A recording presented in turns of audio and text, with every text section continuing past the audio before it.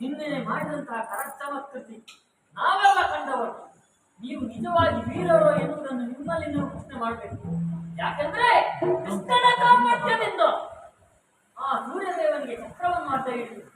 ನಾವೆಲ್ಲ ಕ್ರಾಂತಿಗೊಳಗಾಗುವಂತೆ ಮಾಡಿ ನಿನ್ನೆ ನಮ್ಮ ಆ ಸೈನ್ಯವನ್ನು ಕೊಂದು ನಮಗೆ ಮಾಡಿದಂತಹ ಮೋಸ, ಅದಕ್ಕಾಗಿ ಪ್ರತಿಕಾರ ತೀರಿಸಲು ನಿನ್ನೆ ಎದುರಾಗಿ ನಿಂತಿದ್ದೇನೆ. ಈ ಕಾರಣ ನಿನಗೆ ಕೂಡಿತು ಅಂತಾದ್ರೆ, ನಿನ್ನಲ್ಲಿಯೂ ಗಂಡಸುತನ ಉಂಟು ಅಂತಾದ್ರೆ ನನ್ನಲ್ಲಿ ತೋರಿಸು, ನನ್ನಲ್ಲಿ ತೋರಿಸು. ನೋಡಿದೆಯ ಇಂದ್ರನಂದ ಶಕ್ತಿಯನ್ನು ತರಿಸೋ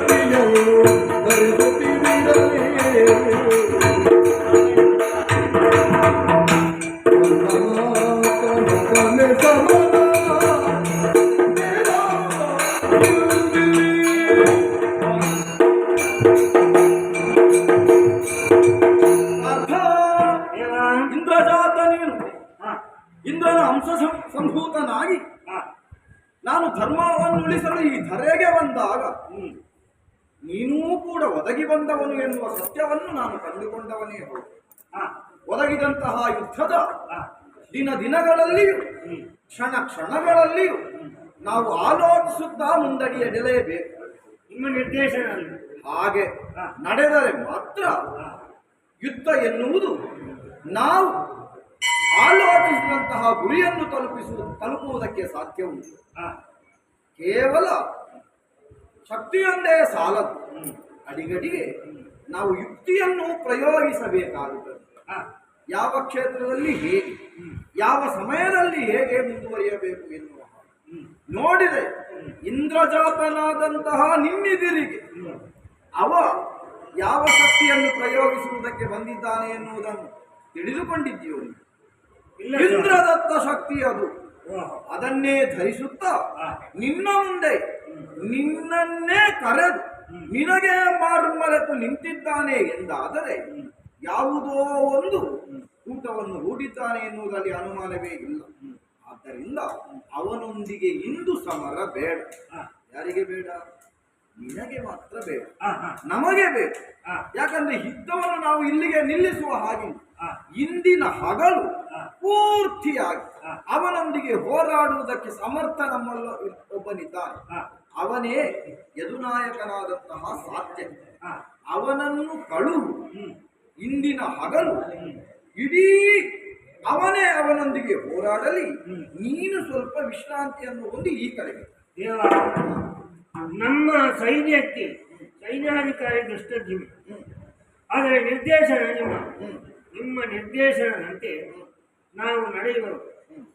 ಸಾತ್ಯಕಿಯನ್ನೇ ಕಳುಹಿಸಿಕೊಡಬೇಕು. ಅಮೋಘವಾದಂತಹ ಏಕದಾತಿನಿ ಶರಾವನಲ್ಲಿ ಇದೆ ಎಂಬುದಾಗಿ ಹೇಳುತ್ತಾ ಇದ್ದೀವಿ. ಅದು ನನಗಾಗಿಯೇ ಇರಿಸಿದ್ದು, ಇತರರಿಗೆ ಅದನ್ನು ಪ್ರಯೋಗಿಸುವುದಿಲ್ಲ. ಹಾಗಾಗಿ ಸಾತ್ಯಕಿಯನ್ನು ಕಳುಹಿಸುವುದಿಲ್ಲ. ಆದರೆ ಅದರಲ್ಲಿ ಸಾತ್ಯಕಿಯನ್ನು ಕರೆದು ಹೇಳುತ್ತೇವೆ. ಸಾತ್ಯಕಿ, ಹರಿಯ ಮಾತ ಕೇಳಿ ಸತ್ಯಕಿಯನು ಪಾರ್ಥನು ಕರೆದು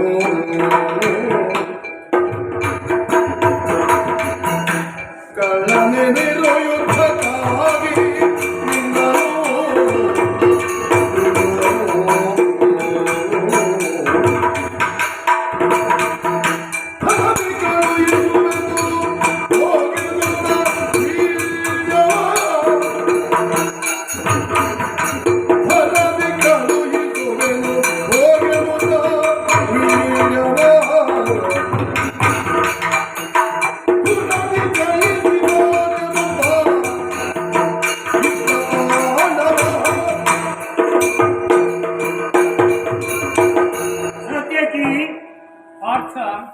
ವೀರ ಯೋಧನೂ ನೀನು ಹೌದು, ಅದರಂತೆ ನನ್ನ ಶಿಷ್ಯನೂ ಹೌದು. ನಿನ್ನಲ್ಲಿ ಹೇಳುವಂತಹ ಮಾತು, ಇಂದಿನ ಈ ಯುದ್ಧ ರಂಗಕ್ಕೆ ಕರ್ಣನು ನಿಧಿರಾಗಿ ಬಂದಿದ್ದಾನೆ. ದೇವನಾದಂತಹ ಕೃಷ್ಣನ ಆದೇಶದಂತೆ ನೀನೇ ಇಂದು ಹೋರಾಟವನ್ನು ಮಾಡಿ ನಿನ್ನ ಕರಚಮತ್ಕಾರವನ್ನು ಅವನಲ್ಲಿ ತೋರಿಸಬೇಕು ಎಂಬ ಹಾಗೆ ಆಜ್ಞೆ ನಿಂತಿದ್ದಾನೆ. ಆದುದರಿಂದ ನಿನಗೆ ರಣವೀರ್ಯವನ್ನು ಇಟ್ಟಿದ್ದೇನೆ. ಯುದ್ಧರಂಗದಲ್ಲಿ ಕರ್ಣನಲ್ಲಿ ಹೋರಾಡಿ ಜಯಸಿರಿಯನ್ನು ಸಂಪಾದಿಸಿಕೊಂಡು ಬಾ. ನಿನಗೆ ಒಳ್ಳೆಯ ಅರ್ಥ. ನಿನ್ನ ಮಾತಿನಂತೆ ನಿನ್ನ ಆಶೀರ್ವಾದವನ್ನು ಪಡೆದಿದ್ದೇನೆ ನಾನು. ಯಾಕಂದ್ರೆ ನನಗೆ ನೀನು ಗುರುವಾಗಿದ್ದಿ. ಹಾಗೆ ಆಮೇಲೆ ಶ್ರೀಕೃಷ್ಣ ಪರಮಾತ್ಮನ ಆಣತಿಯಂತೆ ನೀನು ನನಗೆ ಹೇಳಿದ್ದೆ ಎಂದಾದ ಮೇಲೆ ಇಬ್ಬರ ಮಾತನ್ನು ಅಲ್ಲ ಹೇಳುವ ನಾನಲ್ಲ. ಆದ್ರಿಂದಲೇ ಅವನಲ್ಲಿ ಯುದ್ಧಕ್ಕಾಗಿ ಸರ್ವ ಸಿದ್ಧತೆಯನ್ನು ಹೇಳ್ತೇನೆ ನಾನು. ಆದರೆ ಆದಷ್ಟು